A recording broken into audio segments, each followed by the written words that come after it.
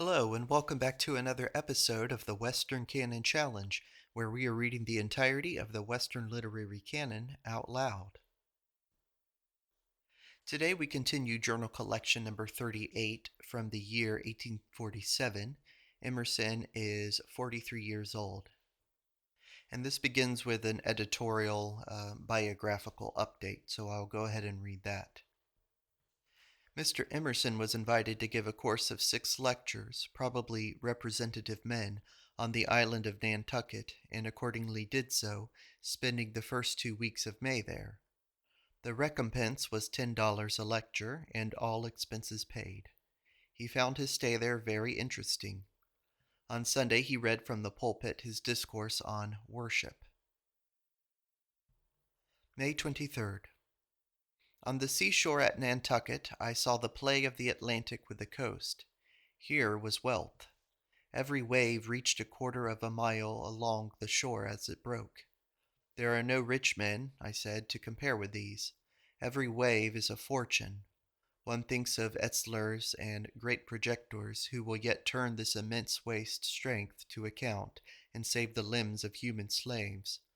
Ah, what freedom and grace and beauty with all this might! The wind blew back the foam from the top of each billow as it rolled in, like the hair of a woman in the wind. The freedom makes the observer feel as a slave. Our expression is so slender, thin, and cramped. Can we not learn here a generous eloquence?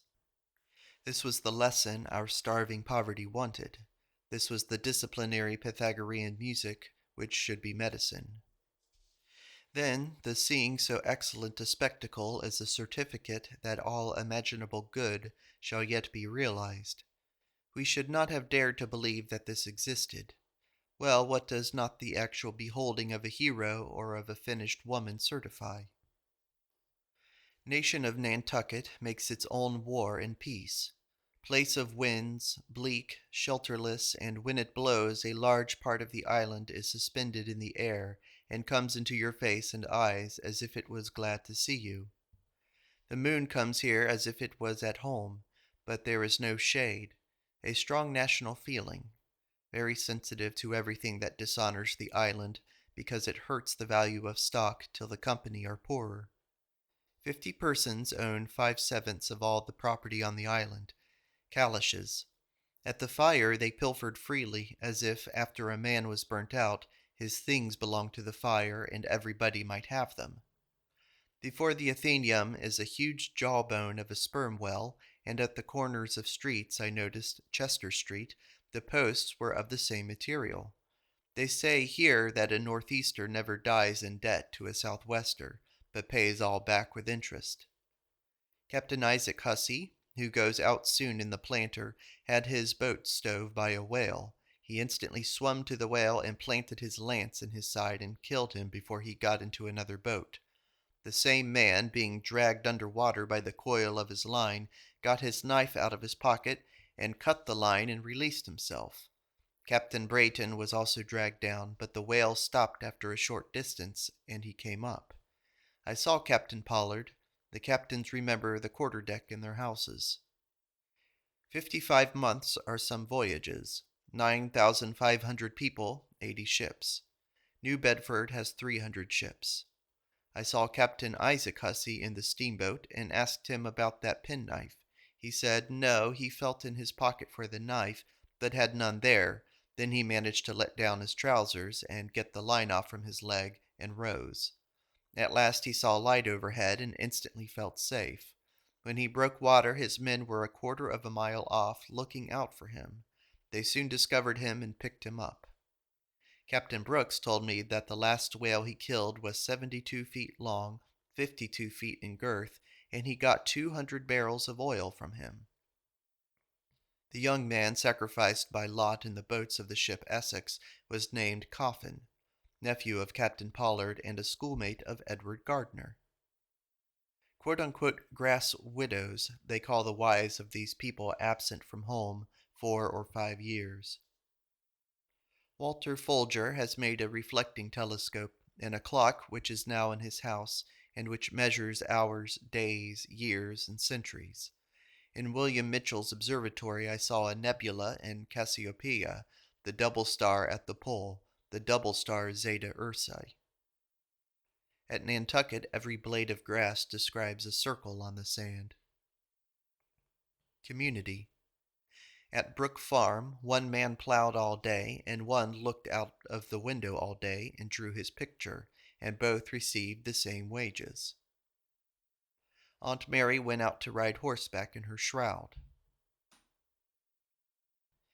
Henry Truman Safford, born at Royalston, Vermont, January 6, 1836, in 1846 was examined for 3 hours by Reverend H. W. Adams of Concord, New Hampshire, and Reverend C. N. Smith of Randolph, Vermont, and at last was bidden, multiply in your head 365, 365, 365, 365, 365, 365 by 365, 365, 365, 365, 365, 365.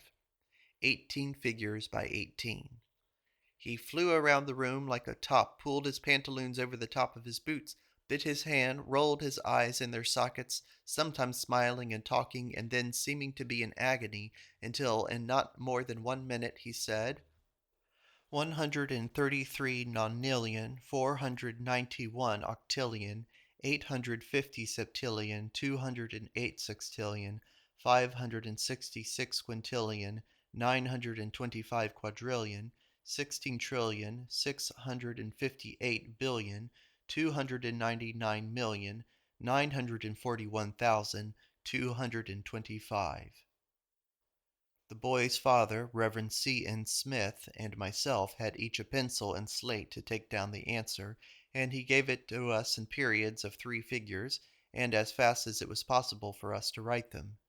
And what was still more wonderful, he began to multiply at the left hand and to bring out the answer from the left to the right first, 133, 491, etc. Here, confounded above measure, I gave up the examination. The boy looked pale and said he was tired. He said it was the largest sum he ever did. Safford. Quote, his infant mind drinks in knowledge as the sponge does water. Chemistry, botany, philosophy, geography, and history are his sport. H. W. Adams. Editor's note. Trumanus Henricus Safford graduated at Harvard College 1854. Note written in years later by Mr. Emerson, evidently taken from the Triennial Catalogue. What follows seems to be the statement of the young Safford's father. End note. Quote, he has found a new rule to calculate eclipses. He told me it would shorten the work nearly 1/3. When finding this rule for 2 or 3 days, he seemed to be in a sort of trance. One morning, very early, he came rushing downstairs, not stopping to dress him, poured onto his slate a stream of figures, and soon cried out in the wildness of his joy, "Oh, father, I have got it! I have got it! It comes! It comes!" Quote, in the spring of 1845, Henry began to be much engaged with the idea of calculating an almanac. Every old almanac in the house was treasured up in his little chest, and sun's declination, rising and setting, moon southings, risings and settings, seemed to occupy all his thoughts. His almanac was put to press in the autumn of 1845, and was cast as when Henry was 9 years and 6 months old, the most accurate of any of the common almanacs of New England. Mr. Noel, the American, has no concentration. He sees the artists of fame, the Raphaels and the Cellinis, with despair. He is up to nature and the first cause in his consciousness. But that wondrous power to collect and swing his whole vital energy into one act and leave the product there for the despair of posterity he cannot approach. 18 or 25 centuries of European and Asiatic men have been trained to check their actions by regard for a judgment day. Now it begins to look to the knowing ones as if life were more correctly an affair for punch. May 24th. The days come and go like muffled and veiled figures sent from a distant friendly party, but they say nothing, and if we do not use the gifts they bring, they carry them as silently away. And here follows a poem.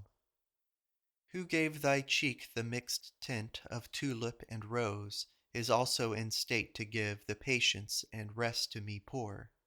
Who taught cruelty to thy dark hair is also in state to give me right against myself. I gave up hope of Farhad once for all on the day when I heard he had given his heart to Shirin. Surely I have no treasure, yet am I richly satisfied. God has given that to the Shah, and this to the beggar. The bride of the world is truly outwardly richly dressed. Who enjoys her must give his soul for a dowry. At the cedar's foot by the brook lift I freer my hands, when the blowing of the east gives tidings of May, etc., etc. Hafiz. When I see my friend after a long time, my first question is, has anything become clear to you? Loose the knot of the heart, says Hafiz. At the opera I think I see the fine gates open which are at all times closed, and that tomorrow I shall find free and varied expression. But tomorrow I am mute as yesterday. Expression is all we want, not knowledge, but vent. We know enough, but have not leaves and lungs enough for a healthy perspiration and growth. Hafiz has. Hafiz's good things, like those of all good poets, are the cheap blessings of water, air, and fire, the observations, analogies, and felicities which arise so profusely in writing a letter to a friend. But my fine souls are cautious and canny, and wish to unite Corinth with Connecticut. I see no easy help for it. Our virtues, too, are in conspiracy against grandeur, and are narrowing. Benvenuto Cellini, he had concentration and the right rage. The true nobility has floodgates, an equal inlet and outgo. Thus the name of Sappho inspires the expressive person, not that Casella or Corinne or Simonides has better thoughts than we, but that what we all have shall not be pent and smoldered and noxious in the possessor, but shall pass over into new forms. Quote, keep the body open, is the Hygeian precept, and the reaction of free circulations on growth and life. Large utterance. The jockey looks at the chest of the horse, the physician looks at the breast of the babe to see if there is room enough for the free play of the lungs. Arteries, perspiration. Shakespeare sweats like a haymaker, all pores. Has the Creator put some valve between the hand and the brain of wisest men? Oriental superlative. The life of the Arabian a perpetual superlative. Khoja Yakub brings Kuroglu, the miniature of the handsome Aviaz. He orders Khoja to be instantly chained by neck and legs. Quote, if the youth justify thy praises, I will gild thy head with a shower of gold. If not, I will tear the root of thy existence from the soil of life. On the way he asks the shepherd for a slice of bread. Shepherd, I have, but no son of man will eat it. Kuroglu, if it be but a trifle softer than stone, give it to me. Shepherd, it is made of barley and millet. I have baked it for my dogs. It will break thy teeth. Kuroglu broke and minced it all into a tub of milk until the spoon stood in it motionless in a vertical position. Then he twisted aside his long mustachios. He opened a mouth similar to the entrance of some cavern, and thrusting his hands under the tub, he devoured its contents to the very bottom. The shepherd said, he is the ghost of the wilderness. He is a famine. Editor's note. Kuroglu finds and carries away the beautiful youth Avaz upon his horse. His way home is beset by Rayan Arab and his men. Kuroglu rides up onto a mountain which is then surrounded by his enemies, and a wide chasm cuts off his escape. There was a ravine at the foot of one of the sides of the mountain 12 yards broad. Kuroglu sat before it 3 days, and then encouraged his horse with the song, on, my soul, Kiryat, carry me to Chamli Bil. Alas, my horse, let me not look upon thy shame. I will have thee wrapped in velvet trappings. I will shoe thy fore and thy hind legs with pure gold. O my curate, my chosen and one of 500 horses, thou shalt have a bath and a river of red wine. Ray and Arab, meantime, with his band, watched him from below with the telescope. Quote, Kuraglu, with Ayvaz in the saddle, continued to walk curate until the foam appeared in his nostrils. At last he selected a spot where he had room enough for starting, and then gave his horse the whip and pushed him forward. The brave curate stood on the very brink of the precipice. The whole of his 4 legs were gathered together like the leaves of a rosebud. He struggled a while, then gave a spring and leapt to the other side of the ravine. Nay, he cleared 2 yards farther than was necessary. As for Kuraglu, even his cap did not move on his head, nor did he even look behind as if anything extraordinary had happened. He then rode quietly away with Ayvaz. Quote, Without curate, life and the world is but a sin to me. He has cleared a broad river. I have recognized his footmarks. Oh, I shall kiss every one of his hoofs. I shall kiss each of his burning eyes. This horse can run in one day from Ardbell to Kosham. What cares he for the Sultan who is mounted on this horse? Quote, Napoleon, who lived wholly in the ideal, yet could not consciously comprehend it, he denies all the ideal throughout, denies to it all reality, whilst he eagerly strives to realize it. Such an inner perpetual contradiction, however, can his clearer, incorruptibler understanding not endure, and it is of the highest importance when he, as if necessitated, expresses himself thereupon, quite originally and agreeably. Goethe, Spruch. Editor's note. The following passage, found copied into the later journal E.D., is from a letter written by Mr. Emerson to Margaret Fuller in Rome. It is introduced here because of its date. End note. To Margaret Fuller at Rome, June 4th, 1847. Old Cities. Rome is keeping its old promise to your eyes and mine. Rome, which always keeps its promise, and which, like nature, has that elasticity of application to all measures of spirit. These millennial cities, in their immense accumulations of human works, find it easy to impress the imagination by gradually dropping one piece after another of whim, blunder, and absurdity, nay, stubble and bladders, until nothing but necessity in geometry remains. Yesterday, June 5th, saw Hedge sail in the Washington Irving. The mariners sung their cheeriest song in the heaving the anchor and hoisting the sail. It was the opera by daylight. They say there is in America no thought, no delineated form, no heading. But whoever saw metaphysics passing into history? Who ever stood so high and so near as to detect the transition which yet no one doubts? What beauty in the mythology of Arabia, the Anka or Simorg, the Kaf Mountain, the Fountain Chiser, the Tree of Paradise, Tuba, the Mirror of Jamshid, the Seal of Solomon. Well, is it less in Greece? Is it less in India with its colossal and profuse growth, like a giant jungle in which elephants and tigers pass, the adventurers of Hari, the metamorphoses, the fate? Or less in Danish and Skaldic, Thor, Freya, Loki, Asgard, Yggdrasil, and Balder, where sea, fire, old age, and thought are the mead, the eater, the wrestler, and the runner, Valhalla thatched with shields for shingles. Festus and Shelley have both this merit of timeliness. That is the only account we can give of their imposing on such good heads. Yet Bailey is a brilliant young man who has got his head brimful of Faust, and then pours away a gallon of ink.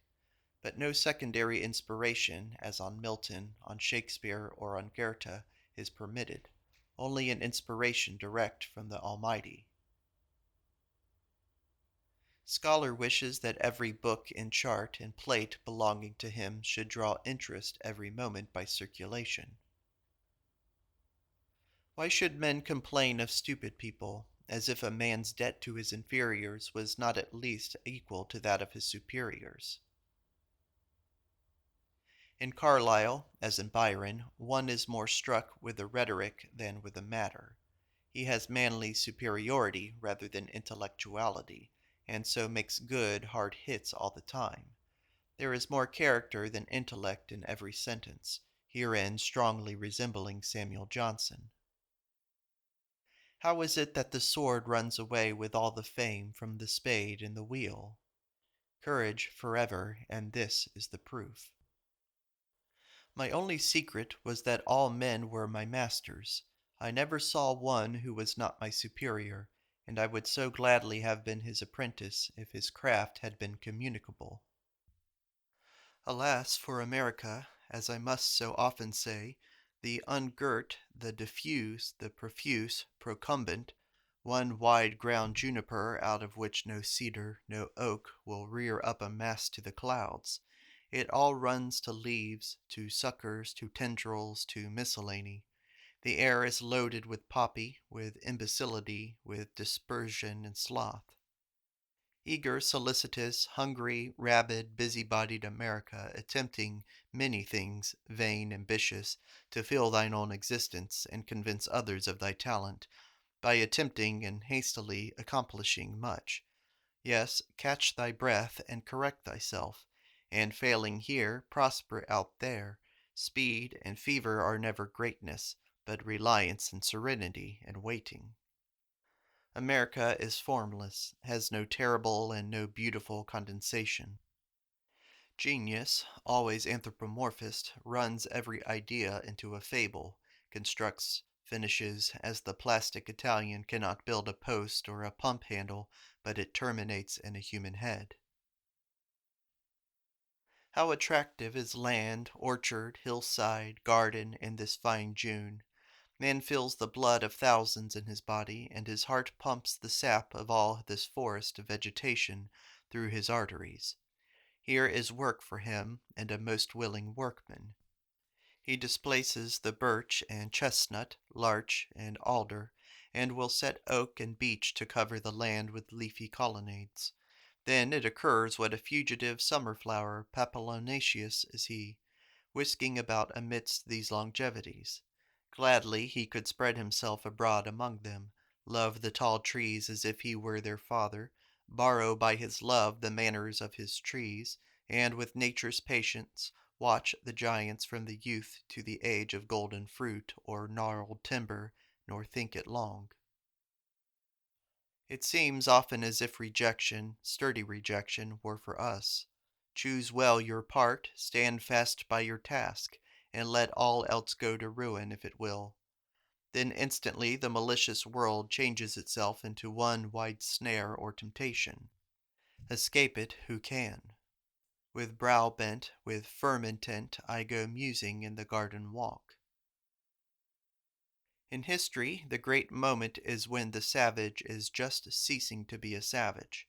That moment of transition, the foam hangs but a moment on the wave. The sun himself does not pause on the meridian. Literature becomes criticism, nervousness, and a gnawing when the first musical triumphant strain has waked the echoes. Civilization is symbolized, how wittily, by a cake, in the hieroglyphical cipher of the Egyptians. Worship of the dollar. I may well ask when men wanted their bard and prophets as now. They have a Quixote gallery of old romances and mythologies, Norse, Greek, Persian, Jewish, and Indian, but nothing that will fit them, and they go without music or symbol to their day labor. Channing proposed that there should be a magnified dollar, say as big as a barrel head, made of silver or gold in each village, and Colonel Shattuck or other priest appointed to take care of it and not let it be stolen. Then we should be provided with a local deity and could bring it baked beans or other offerings and rites as pleased us. Rocking stones. It is said that when manners are licentious, a revolution is always near. The virtue of women being the main girth or bandage of society, because a man will not lay up an estate for children any longer than whilst he believes them to be his own. I think, however, that it is very difficult to debauch society. This chastity which people think so lightly lost is not so. 'Tis like the eye, which people fancy is the most delicate organ, but the oculist tells you it is a very rough and robust organ, and will bear any injury, so the poise of virtue is admirably secured. Unchastity with women is an acute disease, not a habit. Men are always being instructed more and more in the chastity of women. In March many weathers, said the proverb, and in life many. If anything were but true 2 days. We are the angel Gabriel and the archangel Michael. Our sword or spade or pencil or pen is to open the secret caverns of the universe. Who but we? And where is the bondman of the Parcé? Well, next day we whistle and are speculative and have a profusion of common sense. Resistance is good and obedience is good, but who under heaven knows how to mix the two? Our approval of one or another is all retrospective. Then we look over into George Minot's field and resolve to plough and hoe by old cause and effect henceforward. Life is a puzzle and a whirl, and the cards beat the best players. Dr. Van Mons at Louvain in Belgium had his nurseries in 1823 no less than 2,000 seedlings of merit, Bure, Diel, etc., from among the 80,000 seedlings raised by himself, etc. Some of Roman pears were called proud, would not keep, and Pliny says, all pears are but a heavy meat unless they are well boiled or baked. Tree must be in a state of variation. Older the tree, nearer will the seedlings raised from it approach a wild state, without, however, being able to return to that state. Von Mons counsels, sow, resow, sow again, sow perpetually, in short, do nothing but sow. Kuroglu. Sirdar, hear me, I am wont to sing some verses in the heat of battle. A song has just come into my mind. Listen to it first, and we shall fight afterwards. Criticism should not be querulous and wasting, all knife and root puller, but guiding, instructive, inspiring, a south wind, not an east wind. Orientalism is fatalism, resignation. Occidentalism is freedom and will. We Occidentals are educated to wish to be first. Orientalist. Says Goethe, the English translator of the Cloud Messenger, Megdutta, is likewise worthy of all honor, since the first acquaintance with such a work always makes an epoch in our life. In an evil hour I pulled down my fence and added Warren's piece to mine. No land is bad, but land is worse. Everything hastens to its judgment day. The merriest poem, the sweetest music rushes to its critic. From Calvinism we shall not get away. See how sedulously we plant a pair of eyes in every window to overlook our own goings and comings. And I know my parquet through all the old hats, pea-jackets, and blue farmers' frocks which they wear on every road I walk in. I cannot live as you do. It is only by a most exact husbandry of my resources that I am anybody. What a spendthrift you are, O beautiful Corinne! What needless webs you weave, what busy arts you ply! It costs you no exertion to paint the image of yourself that lies on any retina. Yet how splendid that benefit! And all your industry adds so little, and puts in peril so much, and every one can do his best thing easiest. Garden. Do you not understand values? Said Sylvan. I economize every drop of sap in my trees as if it were wine. A few years ago these trees were whipsticks. Now every one of them is worth $100. Look at their form. Not a branch nor a twig is to spare. They look as if they were arms and hands and fingers holding out to you the fruit of the Hesperides. June 22nd. An Orientalist, who was a Hercules among the bugs and curculos, recommended to me a Persian experiment of setting a lamp under the plum tree in a whitewashed tub with a little water in it by night, but the curculo showed no taste for so elegant a death. A few flies and harmless beetles perished, and one genuine Yankee spider instantly wove his threads across the tub, thinking that there was likely to be a crowd, and he might as well set up his booth and win something for himself. At night in the garden all bugdom and flydom is abroad.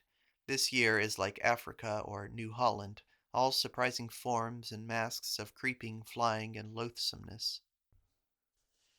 June 27th. Irresistibility of the American, no conscience, his motto, like nature's, is, "Our country, right or wrong." He builds shingle palaces and shingle cities. Yes, but in any altered mood, perhaps this afternoon, he will build stone ones with equal celerity. Tall, restless Kentucky strength, great race, but though an admirable fruit, you shall not find one good, sound, well-developed apple on the tree. Nature herself was in a hurry with these hasters, and never finished one. Happy blending of advantages in this climate. We get in summer the splendor of the equator and a touch of Syria, with enormous natural productiveness, goes into the genius as well as into the cucumbers, whilst the poor polar man only gets the last of it. Nature, in this climate ardent, rushing up after a shower into a mat of vegetation. Mythology. We do not understand in old biblical history the idol business, but we have a plenty of sub-gods ourselves. Who is not an idolater? I remember being at a loss to know why those Israelites should have such a passion for the idols. Alcott says, "Why is an arbor ornamental, and intellectual is not surely so regarded?" I reply, because an arbor remains an arbor, but the man of intellect is will-o'-the-wisp and fantastical, a bird, a bat. It should have reverence enow if it remained itself. The solitude. All intellectual men are believers in an aristocracy, that is, a hierarchy, but I think them honest, because it is the prerogative of genius to melt every many-ranked society into one company, merging distinction in their sincere curiosity and admiration. Dreadful to sit on the dice, happy to sit near the salt. Happy who is never seen except rightly seen. Happy whose dress no manner ever could remember to describe. Ah, who has society? People to talk to? People who stimulate? Boston has 120,000, and I cannot now find one. And elsewhere in the world I dare not tell you how poor I am, how few there are. Of the strange skepticism of the intellect, it will not speak of the intellectual on the platform of ethics, and that of a true integrity. It has strange experience. It knows that it is a debtor to sin and degradation. Certainly let it do homage in silence to the soul, but in speech I think it should bravely, as it certainly will with the intellectual, own the actual. That is sublime, to abandon one's self against all experience to the absolute and good. But God will keep his promise yet, trees and clouds are prophets sure, and new and finer forms of life day by day approach the pure. The mysterious laws of poetry, the natural history of a poem are not known. No practical rules, no working plan was ever given. It is miraculous at all points. The state given, a little more or a good deal more or less performance seems indifferent. There is much difference in the stops, but the running time need be but little increased to add great results. As we say, one master could so easily be conceived as writing all the books of the world. They are all alike. Railroads are to civilization what mathematics were to the mind. Their immense promise made the whole world nervous with hope and fear, and they leave society as they found it. The man gets out of the railroad car at the end of 500 miles in every respect the same as he got in. But a book or a friend opens a secret door at his side that may lead to Parnassus.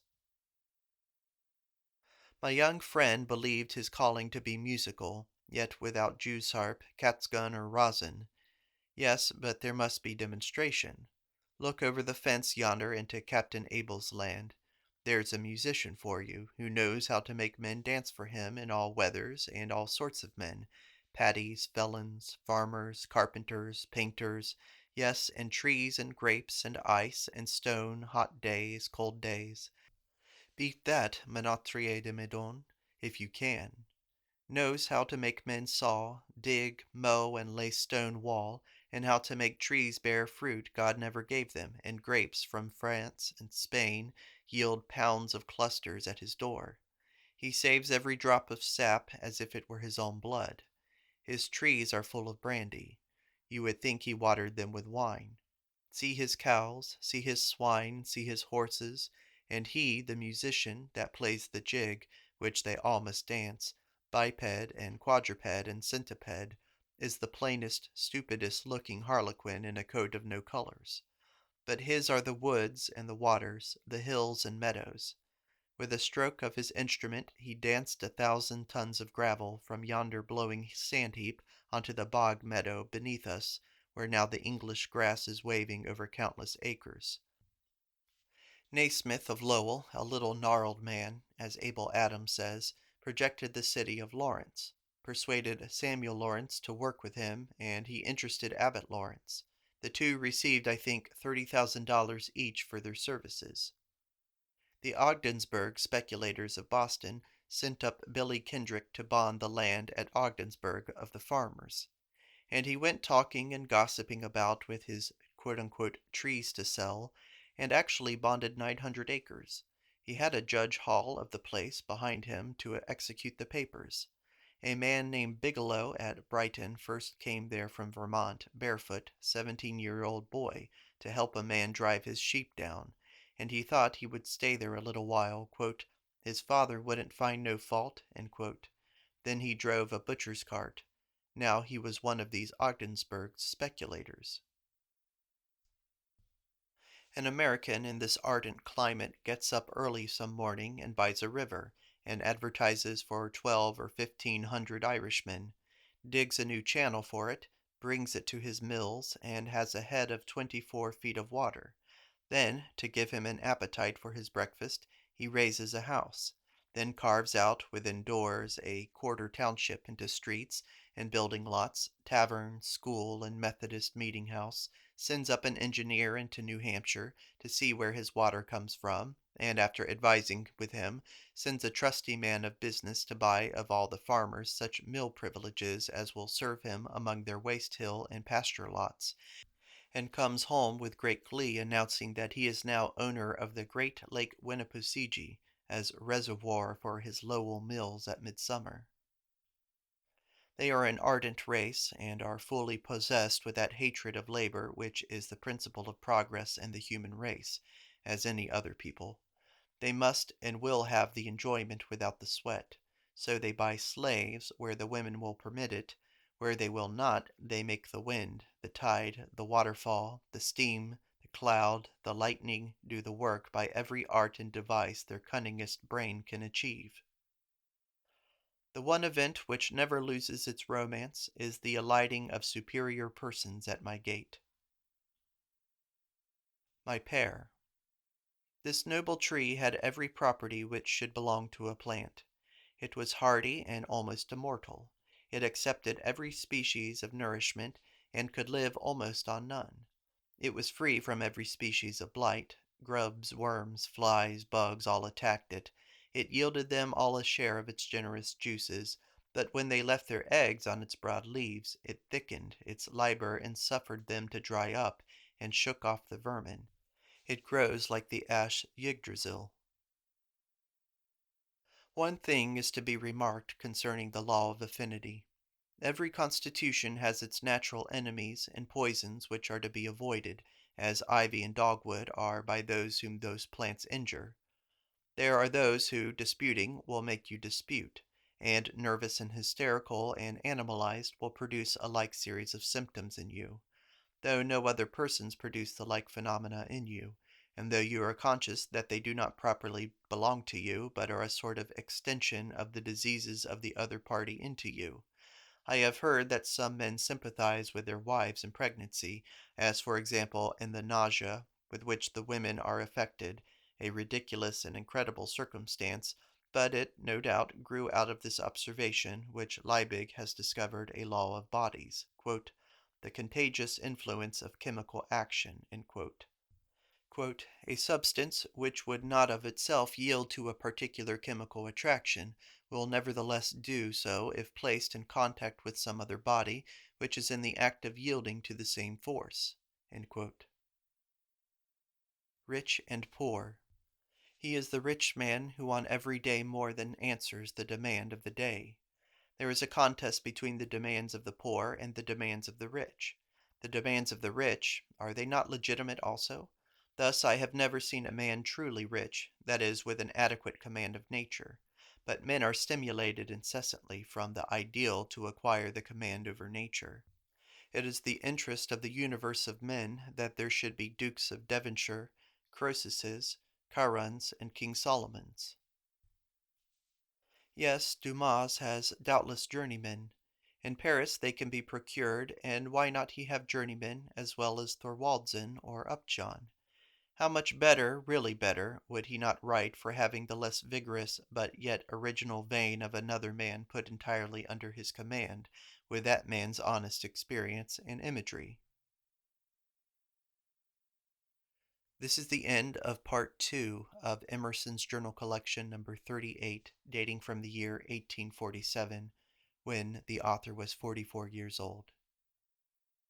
Thank you for listening.